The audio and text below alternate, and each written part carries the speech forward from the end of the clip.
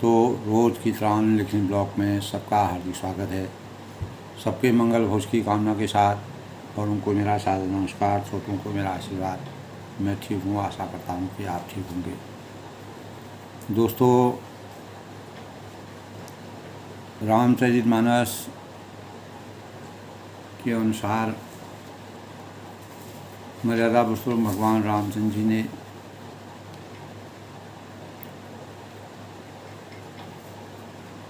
अपने जीवन को जिस प्रकार से प्रेरणा के स्रोत के रूप में अवतरित करके पूरे सृष्टि को जागृत करने के भावों का संचार किया और प्रत्येक प्राणी मात्र की रक्षार्थ, सेवार्थ, लाभार्थ और सृष्टि की संरचना को हमेशा बनाए रखने के लिए अनेक प्रकार के मानव कल्याण के कार्यों को की प्रेरणा से मानव जीवन का उद्धार किया। तो भगवान राम दोस्तों आदर्श और धैर्य और शीलता के प्रमाण और त्रेता युग में जब मर्यादा पुरुषोत्तम भगवान राम जी जन्म लिया, उनका अवतरण हुआ, तो उस समय के परिवेश में सुख और आनंद सतयुग के अनुसार त्रेता में भी दोस्तों राम राज बैठे त्रिलोका हर्षित भये गए सब सुखा, यानी चारों ओर जो है हर्ष की अनुभूति का वातावरण था। इसीलिए मर्यादा पुरुषोत्तम भगवान राम जी उस मर्यादा को संजो कर रखने के लिए राजा दशरथ जो थे वह उनको पुत्र प्राप्ति के बाद जब चौथेपन में उनको 4 पुत्रों की प्राप्ति हुई, ऋषि मुनियों के आशीर्वाद से बड़ा लंबा प्रसंग है दोस्तों। इसीलिए मर्यादा पुरुषोत्तम भगवान राम जी सभी पुत्रों में बड़े थे। तो एक पिता के विपुल कुमारा हो वही रूप रंग गुण शील अपारा। तो चारों भाइयों में दोस्तों मर्यादा पुरुषोत्तम भगवान राम जी धैर्य, आदर्श, संयम और सदाचार के प्रेरणा के स्रोत थे। भरत जी जो है वह एक आदर्श भाई की मर्यादा को निभाने में वास्तविक जो कर्तव्यों का निर्वहन किया जाता है उन कैसे अपने बड़े भाई के सुख के लिए अपने को समर्पण करने के भाव हैं। लक्ष्मण हमेशा मर्यादा पुरुषोत्तम भगवान राम के सानिध्य में है, क्योंकि लक्ष्मण जी को जो शक्ति प्रदान थी वह भगवान रामचंद्र जी के ही आशीर्वाद से उनको शक्ति, और इसीलिए लक्ष्मण जो है क्षण मात्र भी बिना राम के नहीं रहते थे। और शत्रुघ्न जो है दोस्तों वह भरत जी के प्रिय यानी भरत जी के साथ रहते थे। तो चारों भाइयों का जिस प्रकार से प्रसंग है तो वह हमारे सनातन धर्म और हमारे शास्त्रों के अनुसार धर्म की नीति, मर्यादा, आदर्श और शील स्वभाव गुण रूप शील कोई न कोई रूप में अवतरित होकर इस संसार को जिस प्रकार से जहाँ रामचंद्र जी धैर्य और आदर्शों के मानक थे, वहीं लक्ष्मण जी थोड़ा उग्र स्वभाव के होने के कारण तो साम दाम दंड भेद चारों चीज़ों का होना सामाजिक परिवेश में शुचिता को बनाए रखने के लिए अनिवार्यता के मानक है। इसीलिए सृष्टि के निर्वहन के लिए भगवान राम को धैर्यवान सातों जो गुण होते हैं, जैसे धैर्यशाली, सहनशीलता, दयालुता, भगवान राम की तरह प्रत्येक व्यक्ति में मानव व प्रभु के लिए दयालुता और प्रत्येक प्राणी मात्र के लिए दया करुणा के भाव, और एक ओर जहाँ वह भ्रातृत्व की मर्यादा निभाते थे, दूसरी तरफ एक पुत्र के रूप में माता पिता की सेवा, आज्ञा का पालन करना, पति के रूप में अपनी धर्मपत्नी के साथ किस प्रकार से उन्हें भाव किए, और प्रजा के प्रति जैसे नेतृत्व की क्षमता उनमें अपार थी। आदर्श के भावों का सामाजिक परिवेश में कैसे आदर्श के भावों का संचार किया जाए, और पिता पुत्र नेतृत्व और मानव जीवन की सही प्रतिज्ञा, सदाचार, सत्य, दया, करुणा, धैर्य और मर्यादा के मार्ग पर चलने के कारण भगवान रामचंद्र जी जो है मर्यादा पुरुषोत्तम कहलाए। तो भगवान राम ने, इसीलिए भगवान राम को विष्णु भगवान का अवतार माना गया है। तो दोस्तों, उत्तरकांड में रामचंद्र जी और गरुड़ जी और काकभूषण जी का चित्रण किस प्रकार से मर्यादा पुरुषोत्तम भगवान राम जी ने एक पक्षी के साथ जिस प्रकार की बाल लीलाओं का वर्णन किया, और ज्ञान से पशु पक्षियों को भी ज्ञान प्राप्त करके मोक्ष की प्राप्ति कर हमेशा के लिए धन्य किया,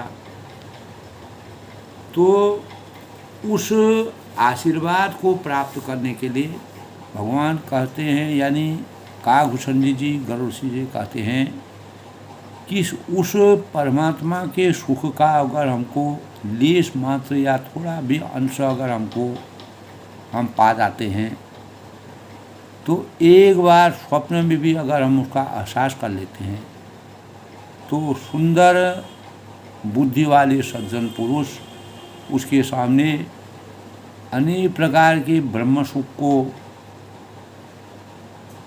जो प्राप्त करते हैं, वह ब्रह्म सुख उनके लिए निस्सार है, सारहीन है, अस्तित्वहीन है। तो भगवान रामचंद्र जी का आशीर्वाद जिसको प्राप्त हुआ, वह अनेकों प्रकार के अंश मात्र भी अगर उनको मर्यादा पुरुषोत्तम भगवान जी का सोई सुख लवलेश जिनौ बारक सपने हूँ लयों ब्रह्म सुखई सज्जन सुमति ते नहीं गनई खगेश, यानी उस सुख का लवलेश मात्र जिन्होंने एक बार स्वप्न में भी प्राप्त कर लिया, हे पक्षीराज वे सुंदर बुद्धि वाले सज्जन पुरुषों के सामने ब्रह्म सुख भी निरर्थक है, ब्रह्म सुख की भी कोई गणना नहीं। तो इसके अनुसार दोस्तों, मर्यादा पुरुषोत्तम भगवान राम जी के वास्तविक चरित्र का जो वर्णन तुलसीदास जी ने उत्तरकांड में सार रूप में किया है, वह हमारे जीवन में कितना प्रासंगिक है, कितना कृतार्थ है, कितना जीवन की प्रेरणा के लिए अनेकों परीक्षाओं में दोस्तों भगवान मर्यादा पुरुषोत्तम भगवान राम से विरचित, यानी तुलसीदास द्वारा विरचित इस रामचरितमानस के अनेक प्रसंगों को जो हमारे दैनिक जीवन में कार्य आते हैं, कार्य हम करते हैं उस जीवन को सार्थक बनाने के लिए और प्रेरणा के रूप में अपने जीवन को उच्चता की श्रेणी पर ले जाने के लिए तुलसीदास ने जो हृदय स्पर्शी वर्णन किया है उससे प्रत्येक मानव का कल्याण निहित है जब वह मन, वचन और कर्म से परमात्मा के प्रति आसक्ति प्राप्त करता हो। तो दोस्तों, इसी अनुक्रम में आज के पंचांग की शुरुआत करते हैं। आज दोस्तों आश्विन मास के कृष्ण पक्ष की प्रतिपदा यानी द्वितीया तिथि है और आज 19 सितंबर 2024 गुरुवार का दिन और द्वितीया दोस्तों जो आज 12:39 तक और उत्तर भाद्रपदा नक्षत्र 8:04 तक, उसके बाद दोस्तों रेवती नक्षत्र का शुरुआत 5:15 तक है। शुभ कार्य आज शुभ कार्य कर सकते हैं, जो कार्य चल रहा है उसको निरंतर कर सकते हैं। पितृपक्षों में दोस्तों 16 दिन का पितृपक्ष होता है, प्रतिपदा से लेके नवमी तक जो है यह 16 दिन का पितृपक्ष दोस्तों। इसमें अनेक प्रकार के मंगल और शुभ कार्य, केवल पितरों की पूजा अर्चना करना, पितरों को याद करना और जो हमारे निरंतर रोज़ के कार्य चल रहे हैं उनको प्रासंगिक उनको करते रहना। तो विवाह है, मंगल कार्य है, इस प्रकार के कार्य नहीं किए जाते हैं। और वैसे जो कार्य हमको अपना निरंतर करना है उसको हम कर सकते हैं। तो दोस्तों आज पितृपक्ष में हम अपने माता पिता जो गुजर जाते हैं उनकी याद करते हैं, अपने पितरों को याद करते हैं, उनका स्मरण करते हैं, उनकी आराधना करते हैं और उनके किए गए कार्यों को याद करते हैं। और गौग्रास, गौ माता हमारे हिंदू धर्म में पवित्र मानी जाती है, गौग्रास अवश्य देना चाहिए दोस्तों। इससे हमारे जीवन में पितर अगर किसी भी रूप में किसी भी जन्म में वह होते हैं तो उनका आशीर्वाद अवश्य हमको मिलता है, ऐसा हमारे शास्त्रों की मर्यादा है। तो आज के शुभ मुहूर्त की बात करें दोस्तों, अभिजीत मुहूर्त 2 यानी 11:56 से 12:44 तक। अमृतकाल आज का दोस्तों 3:06 से 4:31 तक। ब्रह्म मुहूर्त आज का 4:42 से 5:30 तक। राहु काल, इसके दौरान दोस्तों आज किसी भी कार्य को, शुभ कार्य को नहीं किया जाता है। 1:46 से 3:19 तक दोपहर। आज सूर्य का उदय दोस्तों 6:18 पर होगा और सूर्य अस्त जो है 6:22 पर होगा। इस प्रकार आज के शुभ पंचांग का संयोग है। और इसी क्रम में दोस्तों आज के गुरुवार के बारे में, आज गुरुवार का दिन है। भगवान बृहस्पति जो गुरुओं के यानी देवताओं के गुरु हैं उनका पूजन किया जाता है विधि विधान के साथ। और धार्मिक मान्यताओं के अनुसार दोस्तों कोई भी जातक बृहस्पति देव की पूजा करता है तो उन्हें जीवन में मुश्किलों उनके नहीं आती है। इसीलिए कहा है गुरु ब्रह्मा गुरु विष्णु गुरुदेवो महेश्वरो गुरु साक्षात परम ब्रह्म तस्मै श्री गुरुदेव। गुरु हमको सही रास्ता, गुरु गोविंद दोनों खड़े काके लागू पाए, बलियारी गुरु आपने गोविंद दियो बताए। तो भगवान ने भी जो है गुरु की शरण में पहले जाने का भाव बताया और गुरु के आशीर्वाद से हमको सरस्वती माँ का आशीर्वाद प्राप्त होता है। सरस्वती भंडार की यही अपूर्व बात, जो जो खर्चे त्यों बड़े बिन खर्चे बल्लाए। यानी विद्या ददादि विनयादि पात्रतम। विद्या सर्वधर्म प्रधानम। तो दोस्तों, विद्या से बढ़कर इस संसार में कोई धर्म नहीं है। जो आदमी विद्यावान है वह जीवन में अगर कोई भी चीज़ नहीं है तो अपने विद्या के बल से वो अपने जीवन में सब कुछ प्राप्त कर सकता है। धन हम कमाते हैं, खर्च करते हैं। अगर हम विद्या एक ऐसा धन है, न चौरहार्यम न भ्रात भाज्यम, यानी विद्या ऐसा धन है, विद्या धनम सर्वधनम प्रधानम। विद्या को न राजा छीन सकता है, न चोर चोरी कर सकता है, न भाई आपस में बांट सकते हैं। और विद्या हर स्थान पर हमारे जीवन को परिमार्जित करती है, हमारा उत्थान करती है, हमारे मनोबल को बढ़ाती है, हमारा जीवन का मार्गदर्शन करती है और हमें विवेक की और कार्यों को सही ढंग से करने की प्रेरणा मिलती है। इसीलिए विद्या धनम सर्वधनम प्रधानम कहा गया है। तो गुरु बृहस्पति की कृपा जिस पर बनी रहती है, गुरु का आशीर्वाद लेना प्रत्येक प्राणी के लिए जीवन में, खासतौर से मनुष्य जीवन में बहुत आवश्यक है। आज दोस्तों विष्णु भगवान और सरस्वती का पूजन करने का विधान है। गुरु की प्रतिमा और एकलव्य ने दोस्तों भगवान गुरु की, अर्जुन हैं, एकलव्य हैं, इन्होंने भगवान यानी गुरु को परम गुरु माना। और एकलव्य ने तो भगवान अपना एकांत में जाकर के भगवान के समान गुरु की केवल उन्होंने जो है गुरु ज्ञान प्राप्त किया और गुरु के अनुसार अपने कार्य को किया।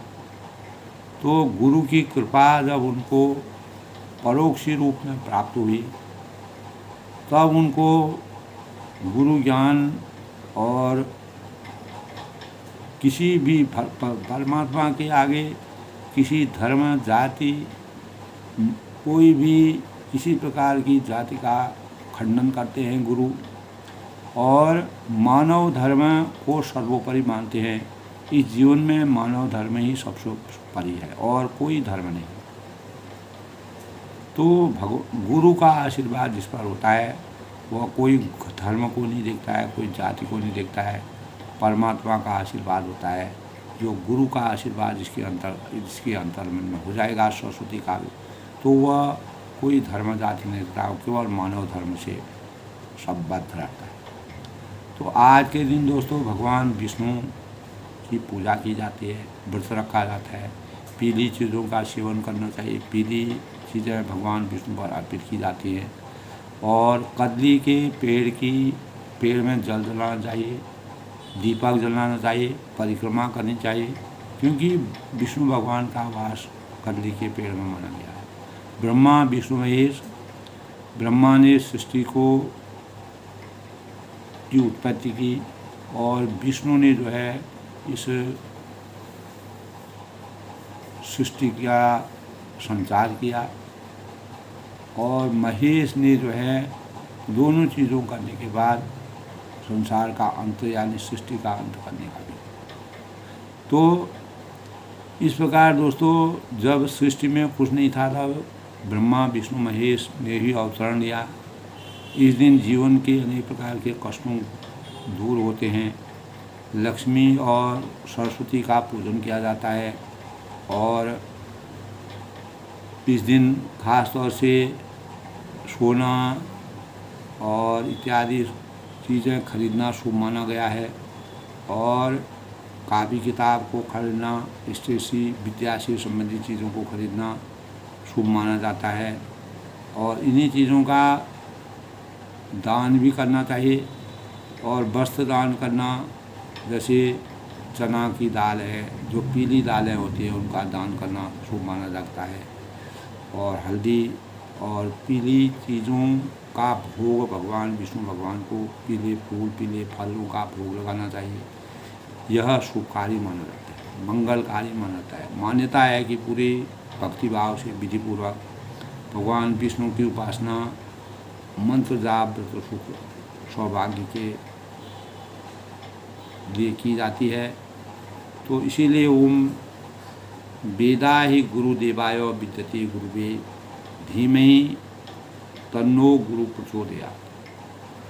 तो इस प्रकार दोस्तों गुरु विष्णु भगवान की पूजा, गुरु का दिन ज्ञान की प्राप्ति का दिन है और हमें अच्छी दिशा का ज्ञान होता है। गुरु बिनु इंद्रिय न सधे, गुरु बिन ज्ञान न होत है, गुरु बिन दिशा न अजान, गुरु बिन इंद्रिय न सधे, गुरु बिन बड़े न मान।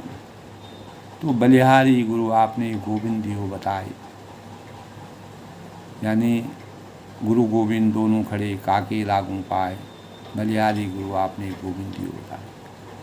और गुरु मंत्र का अगर आज ये दिन पाठ किया जाता है, भगवान विष्णु की पूजा करनी चाहिए, उपासना करने से विद्या की वृद्धि होती है, जीवन में सुख मिलता है, शांति मिलता है और मन में शुद्धता आती है। तो गुरु मंत्र ओम ब्रंग बृहस्पति नमः, ओम ग्रांग ग्रीं ग्रौं स गुरुवे नमः, ओम हिंग नमः।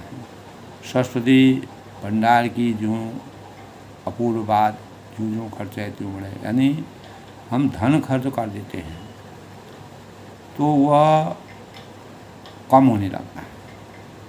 हमने 10 रुपया कमाया तो 5 खर्च गया तो 5 ही रह गया, और 5 को कमाने के लिए हमको फिर मेहनत करनी पड़ेगी। और विद्या के लिए मेहनत तो चाहिए, लेकिन विद्या को हम जितना खर्च करेंगे, जितना लोगों को दान करेंगे, जितना पुण्य करेंगे, जितना फैलाएंगे, जितना हर एक मानव के चिंतन को जगाएंगे, उतना हमारा सरस्वती का भंडार हमारे अंतःकरण में विराजमान हो जाएगा। तो ये विद्या धनम सर्वधनम प्रधानम इसलिए कहा गया है कि विद्या धन इस संसार में, इस सृष्टि का जब निर्माण परमात्मा ने किया है तो विद्या को के स्वरूप को बताया कि विद्या को न राजा छीन सकता है, न चोर चोरी कर सकता है, न भाई बांट सकते हैं, और न कोई इसको छीन सकता है। तो इसीलिए यह जितना इसका हम प्रयोग करेंगे, उपयोग करेंगे, मानव कल्याण के लिए इसको करेंगे, उतना हमको जीवन में फायदा होगा। इस प्रकार दोस्तों कल के प्रसंग में दोस्तों सत्य कहूँ खग तोई शुचि सेवक मम प्राण प्रिय, परिहरि आस भरोस अस विचार भज मोय। तो भगवान रामचंद्र जी ने काकभूषण जी को ज्ञान से संचित किया और कहा कि हे पक्षी, मैं तुझसे सत्य कहता हूँ, सत्य वचन कहता हूँ, पवित्रता को प्रदान करने के लिए अनन्य और निष्काम कार्य को निष्काम भाव से सेवक जो होते हैं, निष्काम निस्वार्थ भाव के, वह सेवक मुझे प्रिय है, जिस प्रकार हनुमान जी प्रिय थे। इसीलिए मर्यादा पुरुषोत्तम भगवान ने काकभूषण जी को इतना ज्ञान दिया, जो कि उन्होंने एकांत में जाकर के 4 पेड़ों से घिरे हुए तालाब के नज़दीक सुरम्य वातावरण में सत्संग का सानिध्य से सबके मन को जीतने का ये भावों का संचार किया। तो सेवक मुझे प्राणों के समान प्यारा है, ये भगवान कहते हैं। ऐसा विचार कर सब आशा भरोसा छोड़कर तुमको परमात्मा को ही भजना चाहिए। तुझे काल कभी भी नहीं व्यापेगा, यानी दैहिक भौतिक ताप जो उनको कभी भी नहीं सताएंगे। और निरंतर मेरा स्मरण भजन करोगे, प्रभु के वचनों के अनुसार सुनकर तृप्त तुम खुद ही हो जाओगे, कृत्य हो जाओगे। और मेरा शरीर पुलकित था और मन में अत्यंत ही भर्षित हो रहा था। तो भगवान की इस प्रकार की बातों को सुन करके काकभूषण जी गरुड़ से कहते हैं कि भगवान का मेरा इस प्रकार से साक्षात जो दर्शन हुआ, तो सो सुख जानिए मन और रुकाना, नहीं रचना पही जाए बखाना। वह सुख मन और वचन ही जान सकते हैं, क्योंकि जीव से उसका बखान हम नहीं कर सकते। इतना अपार एक संपदा की जैसी प्राप्ति भी मानव को नहीं होते, उससे ज़्यादा हमको प्राप्ति हुई। शोभा का सुख नेत्र भी नहीं जान सकते हैं, और पर कह सकते हैं। हमारे आँखों में दोस्तों जब संतोषम परम सुख का आभास होता है, परम शांति मिलती है, तो हमारी आँखों का के भाव अलग होते हैं। इसी प्रकार हम अपने चेहरे से ही हमारे जो हमारी इंद्रियों के भावों का संचार होता है। तो मुझे बहुत प्रकार से भली भांति समझाकर सुख देकर प्रभु फिर वही बाल लीलाओं को जो करते थे। 5 साल तक जब मैंने भगवान के कौवे के रूप में अवतरित होकर भगवान के अनेक प्रकार की बाल लीलाओं को देखा, तो परमात्मा ने मेरे को, वह अंतर्यामी थे, उनको पूरा मालूम था कि काग जो है लगातार मेरे इर्द गिर्द घूमता रहता है। तो माता को जिस प्रकार से एक बच्चा माता से दुलार करता है, प्यार करता है, उसी प्रकार काकभूषण ने इन्हें भी मर्यादा पुरुषोत्तम भगवान उनके चारों ओर उनके वात्सल्य वर्णन को देखा और मुखाकृति को देख कर के माता जिस प्रकार से प्रसन्न होती है, उसी प्रकार मैं भी प्रसन्न होता था। तो यह देखकर देख मात आतुर उठ धाई, कई मुझे बचन ली उड़लाई, गोद राय कराव पथ पाना रघुपत चरित कर। तो यह देखकर माता तुरंत उठ दौड़ी और कोमल बच्चन का उन्होंने श्री राम जी को छाती से लगा दिया। तो जब मैं काकभूषण जी कहते हैं कि जब मैं अयोध्या के इर्द गिर्द घूमता था, तो माता ने वात्सल्य वर्णन को उनका बड़ा सराहा। उस दृश्य को देख कर के माता हर समय उनको अपनी छाती से लगाती थी, गोद में लेकर उनको दूध पिलाती थी और उन ललित क्रीड़ाओं को मैं उनका अनावरण करता था, देखता था, मेरे नेत्र कभी थकते नहीं। तो जिस सुख के लिए, सुख देने के लिए कल्याण रूप त्रिपुरारी शिव जी ने अशुभ वेश धारण करके उस सुख में अवधपुरी के नर नारी निमग्न हुए। तो सोई सुख लवलेश जिनो बारक सपने उलहो, ब्रह्म सुखई सज्जन सुमति ते नहीं गनई खगेश। यानी उस सुख का लवलेश मात्र भी, एक अंश भी अगर किसी व्यक्ति को मिल जाता है तो वह इस भवसागर से पार हो जाता है। तब वह कहते हैं पक्षीराज गरुड़ जी, वे सुंदर बुद्धिमान सज्जन पुरुष के सामने ब्रह्म सुख भी उनके सामने कुछ नहीं है। ब्रह्मा विष्णु महेश द्वारा दिया गया सुख, प्राप्ति सुख भी उनके सामने, क्योंकि ब्रह्मा विष्णु महेश हमेशा मर्यादा पुरुषोत्तम भगवान राम जी के सेवारत थे। इस प्रकार दोस्तों ब्रह्म के स्वरूप का अगर हम वर्णन करते हैं तो काकभूषण जी को भगवान के जो साक्षात स्वरूप प्रदान हुआ, तो मंगलमय भगवान की कामना उन्होंने की। मानव जीवन की संपन्नता भगवत प्राप्ति में है, विषय भोगों में नहीं है। दोस्तों यही काकभूषण जी ने रामचरितमानस में मर्यादा पुरुषोत्तम भगवान का चित्रण किया। अपने जीवन के एक एक क्षण को बड़ी सावधानी से असली लक्ष्य भगवत प्राप्ति का साधन माना और भक्त अपनी अपनी दिशा से लक्ष्य की ओर बढ़ता है, चलता है। अंत में वह सभी भक्त उस लक्ष्य की प्रभु की प्राप्ति में पहुँचते हैं।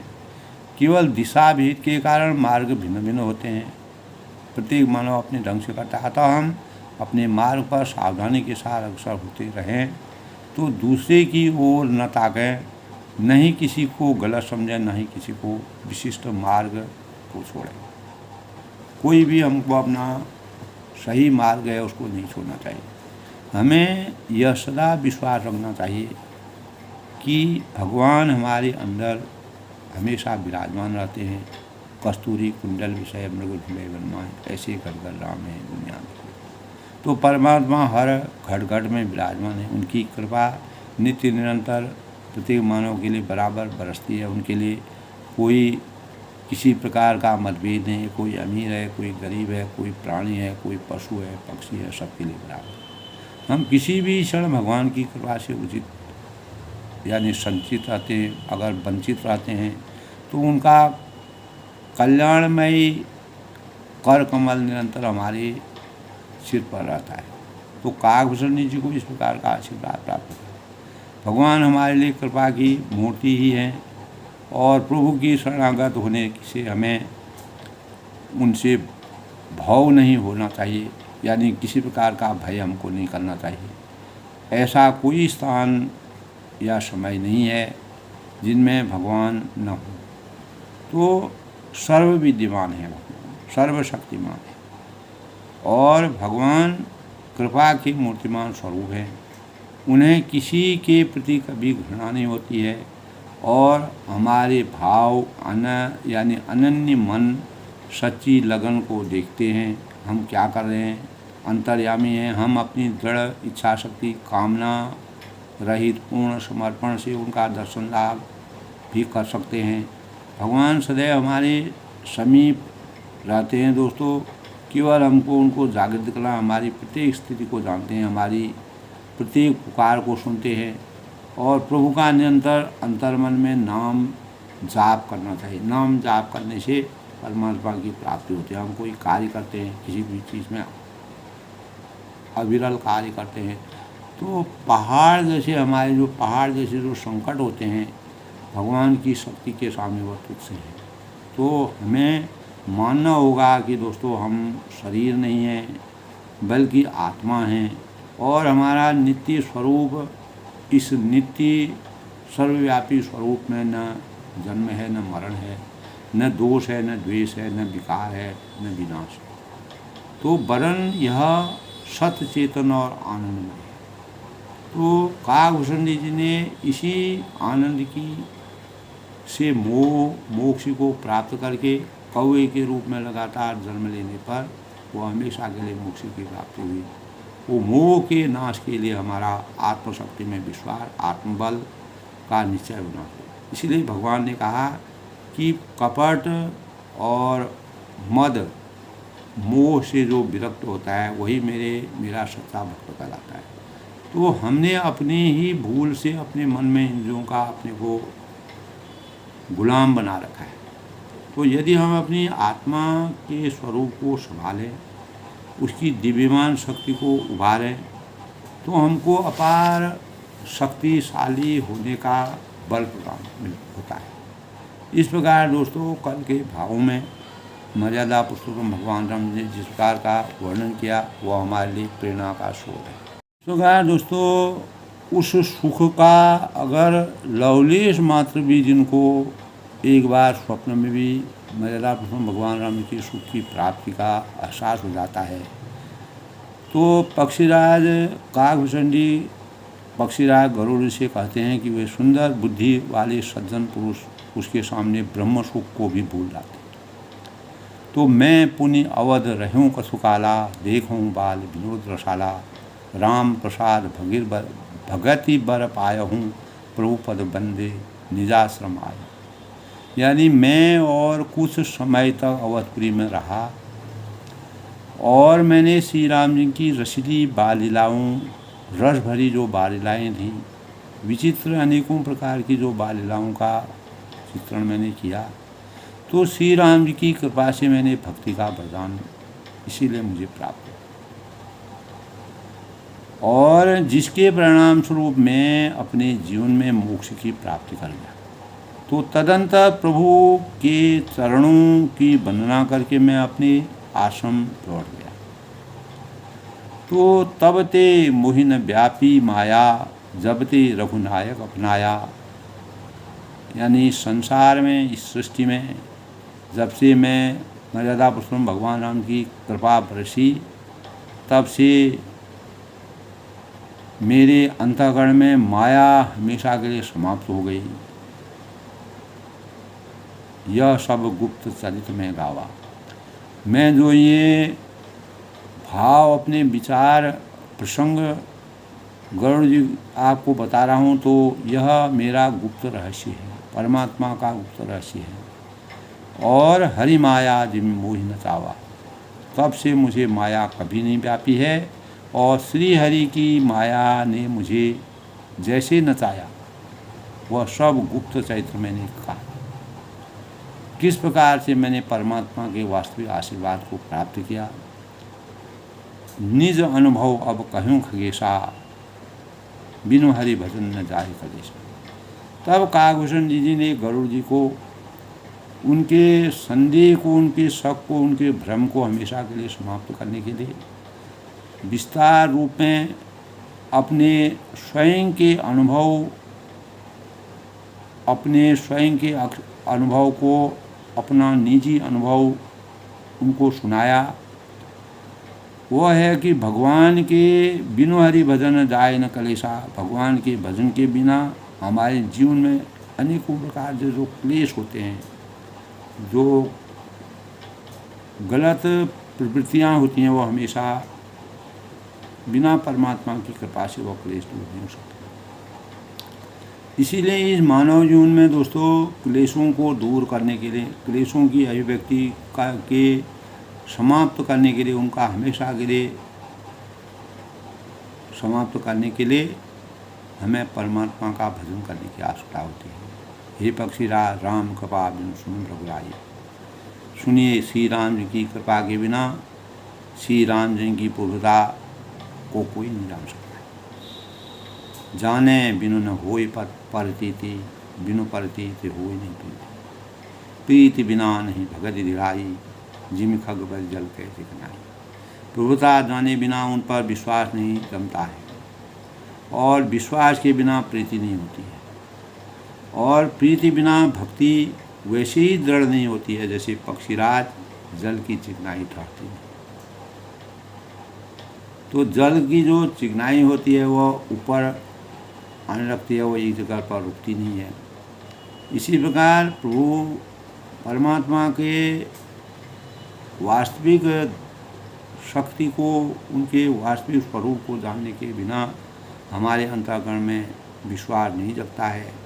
जब तक हम परमात्मा की गूढ़ता को नहीं जाने, विश्वास और श्रद्धा भावों का संचार न करें, तो प्रीति बिना कभी भी हम, जब तक प्रीति नहीं करेंगे तब तक हमको भक्ति का वास्तविक संचार हमारे अंतःकरण में, हमारी भक्ति में दृढ़ता नहीं आएगी।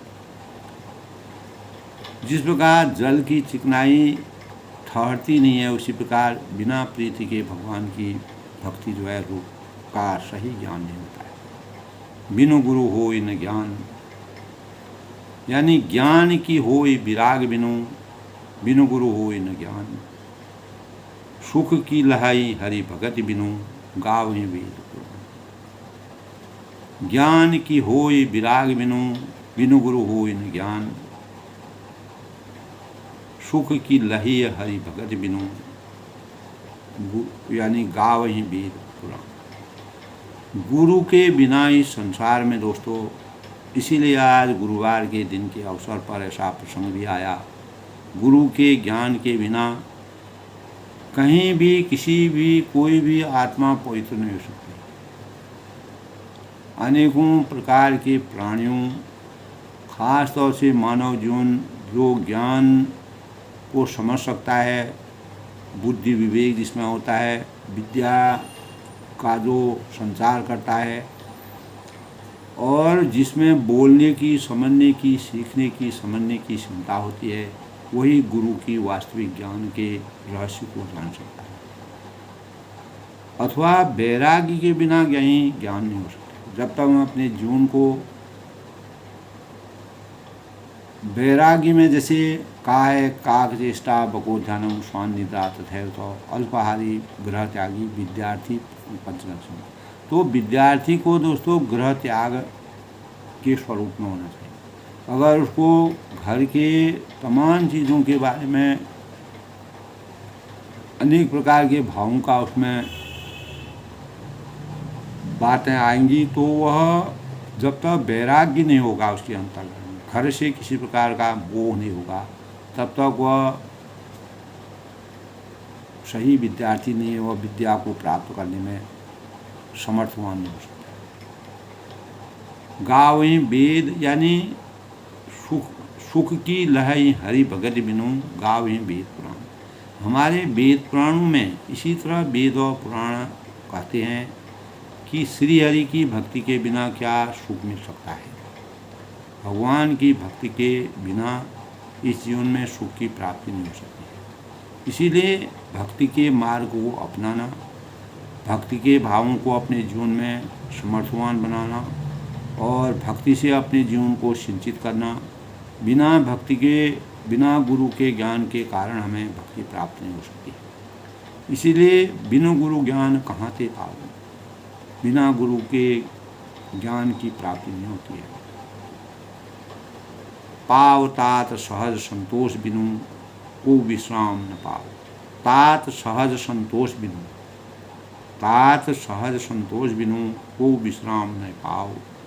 कोटि जतन पच पच मरियो, चले कि जल बिनु ना। तो इस संसार में, इस सृष्टि में, हे गरुड़ जी, हे मेरे तात, हे मेरे दोस्त, स्वाभाविक संतोष के बिना संतोषम गोधन गजधन बाजधनो और रतन धन खान, जब आवे संतोष धनो सब धन भूषण। संतोषम परम सुखों की जब तक हमको अनुभूति नहीं होगी वह तभी प्राप्त हो सकती है जब स्वाभाविक संतोष के बिना क्या कोई शांति हमको नहीं मिल सकती।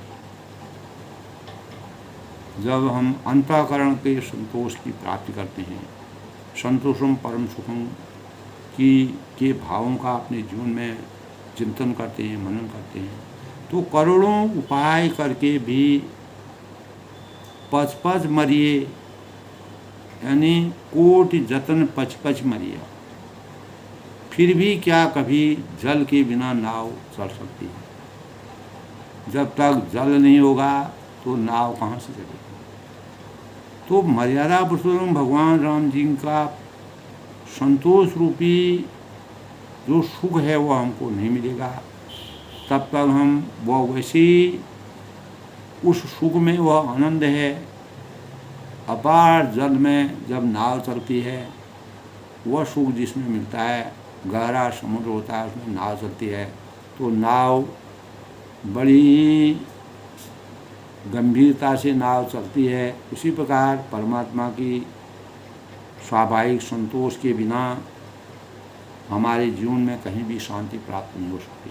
शांति का एहसास हमें परमात्मा की आसक्ति से जो हमको शांत सुखाय का आभास होता है, शांति की प्राप्ति होती है।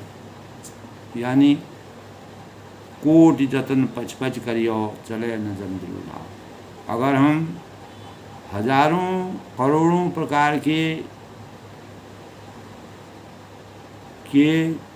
कार्य करें, जब तक भगवान का यानी करोड़ों उपाय करके पच पच हम वो नहीं करते हैं, फिर भी कभी जल के बिना नाव नहीं चल सकते। चाहे हम कितना भी उसमें डूब जाएं, तो हमारे जीवन में परमात्मा की भक्ति परम आवश्यक है। साधक के रूप में, एक साध्य के रूप में साधक बनकर जब परमात्मा हम अपने कर्मों के बंधन में, कर्मों की आसक्ति में, कर्म भावों से, निष्काम भावों से स्वार्थ रहित होकर के कर्मों को करते हैं, तो हमारे जीवन में दोस्तों भक्ति का संचार, जब प्रेम की आसक्ति, परमात्मा के प्रति हमको स्नेह होता है, हनुमान जी को जो स्नेह था, काकभूषण जी को जो प्रेम की आसक्ति हुई, उसी का भाव गरुड़ जी को समझाते हैं कि परमात्मा की भक्ति के बिना स्वाभाविक संतोष जब तक हमको नहीं, तब तक हमको नहीं होगा जब तक हमारे अंतःकरण में मर्यादा पुरुषोत्तम भगवान राम जी का आशीर्वाद नहीं होगा, शांति का एहसास नहीं होगा। तो तुलसीदास ने दोस्तों करोड़ों मानवों को के जीवन को एक नाव के समान माना है। हमारी नाव तभी पार हो सकती है जब हम जल के बिना जिस प्रकार नाव नहीं चल सकती है, उसी प्रकार परमात्मा की भक्ति के बगैर हमारा जीवन की नाव हमारी नहीं चल सकती। तो आज के प्रसंग में दोस्तों हमें प्रेरणा मिलती है कि परमात्मा की भक्ति में जिस प्रकार काकभूषण जी को अपार ज्ञान का संचार उनके अंतःकरण में हुआ और उसी ज्ञान के परिणाम का चिंतन और उनमें भक्ति भावों और प्रेम की आसक्ति पैदा हुई, वही हमारे प्रेरणा स्रोत के रूप में आज भी प्रत्येक मानव रामचरितमानस का अध्ययन करते हैं। जो हमारे भावी नागरिक हैं उनके जीवन के लिए एक प्रकार की प्रेरणा के रूप में हम अनेक प्रकार के सुंदर चरित्र का निर्माण करने में एक संबल के समान यह साहित्य कार्य करता है। तुलसीदास की द्वारा विरचित यह हमारे जीवन में प्रत्येक मानव जीवन के लिए एक निधि और वरदान के समान, निधि के समान उपहार के समान कार्य करती है। हमें अपने जीवन को सार्थक बनाने के लिए मर्यादा पुरुषोत्तम भगवान राम जी की भक्ति के सही सार को जानना चाहिए, तभी हम जीवन को उजागर कर सकते हैं, शक्तिमान बना सकते हैं, विश्वसनीय बना सकते हैं, धैर्यशाली बना सकते हैं और आदर्शों के मानकों पर सही मार्ग का अनुसरण कर सकते हैं। सब लोग सुखी रहें, खुश रहें, प्रसन्न।